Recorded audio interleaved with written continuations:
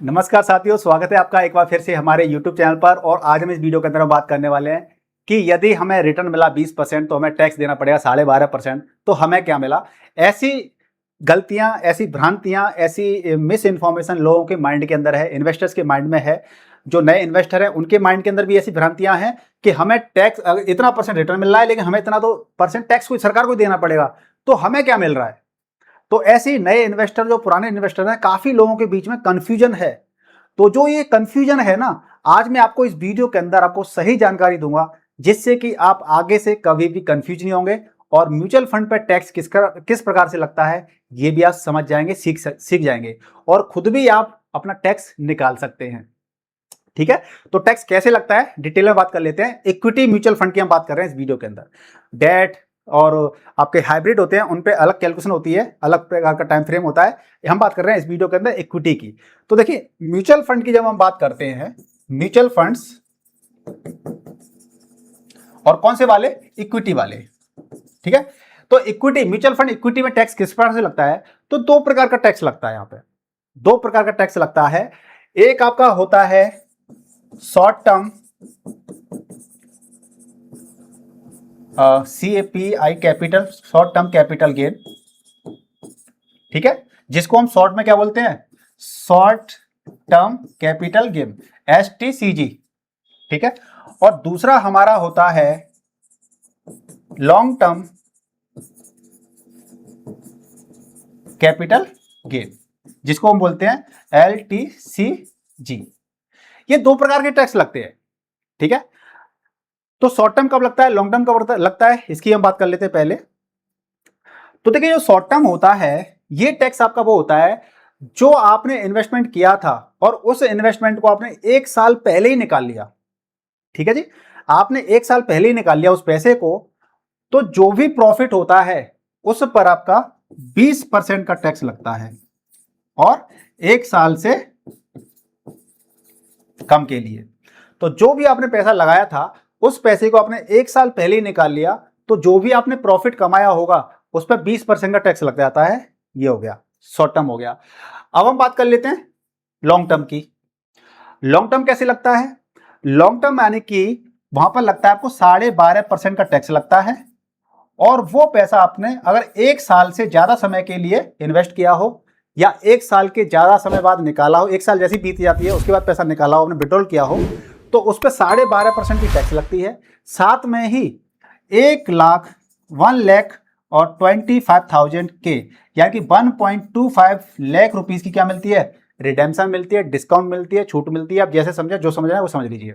ठीक है, तो जो आपने प्रॉफिट कमाया होगा, लॉन्ग टर्म कैपिटल गेन, यानी कि एक साल के बाद जो भी पैसा आपने प्रॉफिट कमाया है, उस पर आपका 1,25,000 का छूट मिलेगी, डिस्काउंट मिलेगी, रिडेम्पशन मिलेगा, और जो बचा हुआ अमाउंट आएगा उस पर आपको 12.5% का टैक्स देना पड़ेगा। अब कैलकुलेशन करके समझने का प्रयास करते हैं। ठीक है, तो पहले हम कैलकुलेट करते हैं शॉर्ट टर्म कैपिटल गेन को।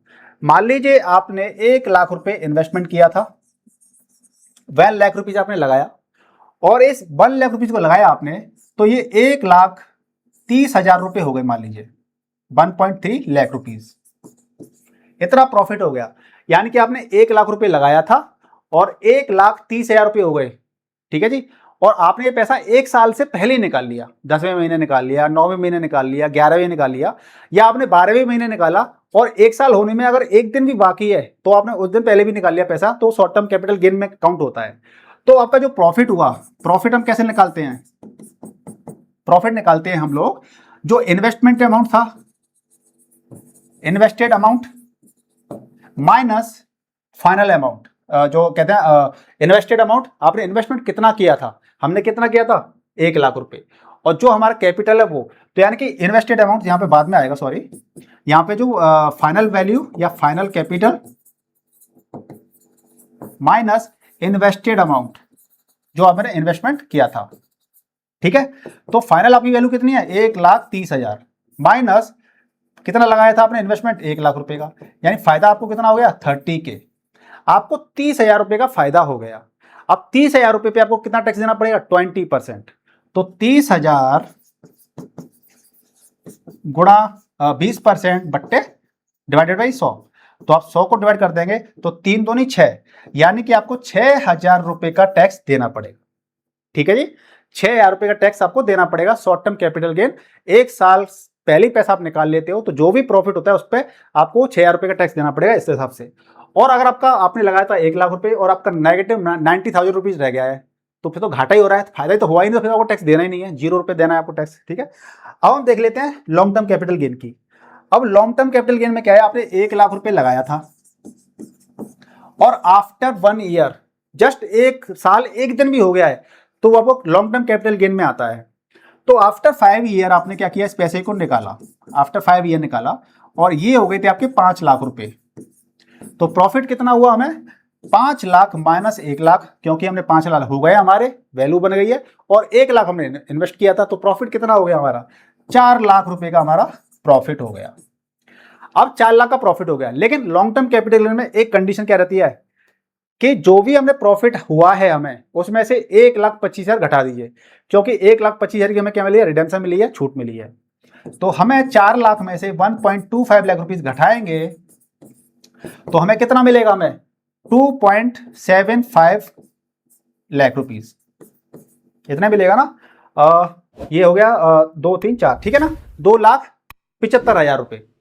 अब 2,75,000 रुपए पर आपको 12.5% का टैक्स देना पड़ेगा। ठीक है जी, समझ में आ गया लॉन्ग टर्म कैपिटल गेन कैसे लगता है, शॉर्ट टर्म कैसे लगता है। अब जो स्क्रीन पे था सबसे पहले जो हमने यहाँ पे बताया था आपको, यहाँ पर क्या कंफ्यूजन हो रहा था, यहाँ पे कंफ्यूजन ये हो रहा था कि 20% का हमें मान लीजिए रिटर्न मिल रहा है और 20 में हमें 12.5% तो हमें टैक्स देना पड़ेगा, हमें कितना मिला, ना के बराबर प्रॉफिट मिला। तो जो ये कंफ्यूजन था आपका इस थंबनेल के अंदर, बेसिकली जो ऐसे जो ये वीडियो मैंने इसलिए बनाया था, लोग कई सारे कंफ्यूज रहते हैं और ऐसे कमेंट भी करते हैं, इसलिए मुझे ये वीडियो बनाना पड़ा। तो आप यहाँ पे देखेंगे कि इस वीडियो के अंदर क्या समझ में आया आपको कि जो भी टैक्स लगता है बेसिकली वो हमें प्रॉफिट पे टैक्स देना पड़ता है हमें, और जो हमें रिटर्न मिलता है वो हमारी जितनी भी हमने कैपिटल इन्वेस्ट कर रखी है हमें उस पर रिटर्न मिलता है। तो अगर बाय द वे आपको 20% का रिटर्न मिल भी रहा है किसी म्यूचुअल फंड से, तो वो आपका पूरे कैपिटल में मिल रहा है जो आपने इन्वेस्ट की हुई है, और फिर जो कंपाउंडिंग वजह से पैसा पैसा बनता जा रहा है। लेकिन जब आप टैक्स देते हैं ना, वो आपका जो आपका प्रॉफिट होता है ना, उस पर टैक्स लगता है, और वो भी 2 प्रकार का, शॉर्ट टर्म कैपिटल गेन और लॉन्ग टर्म कैपिटल गेन। अब आपको इन दोनों टैक्सेस के अंदर आपको कुछ ना कुछ यहाँ पे टैक्स देना पड़ रहा है। अगर मैं आपको एक ऐसा तरीका बता दूं जिससे कि आपको ये टैक्स भी ना देना पड़े तो कितना अच्छा लगेगा आपको। तो इसके लिए मैं बताऊंगा आपको टैक्स हार्वेस्टिंग। कितने लोग चाहते हैं उस वीडियो को मैं बनाऊं जिससे कि म्यूचुअल फंड में टैक्स की सेविंग की जाए, तो आप मुझे कमेंट करके बताइएगा, कमेंट कर दीजिएगा हाँ टैक्स हार्वेस्टिंग का वीडियो बनाइए। और आपकी कोई भी डाउट रहता है तो मुझे क्वेरी कर सकते हैं कमेंट करके। वीडियो को लाइक कीजिए, शेयर कीजिए। अगला वीडियो आप किस टॉपिक पर चाहते हैं वो भी आप कमेंट करके बताइएगा, तो हम उस पर वीडियो जल्दी बना देंगे। मिलते हैं नेक्स्ट वीडियो में, तब तक के लिए गुड बाय, टेक केयर, जय हिंद।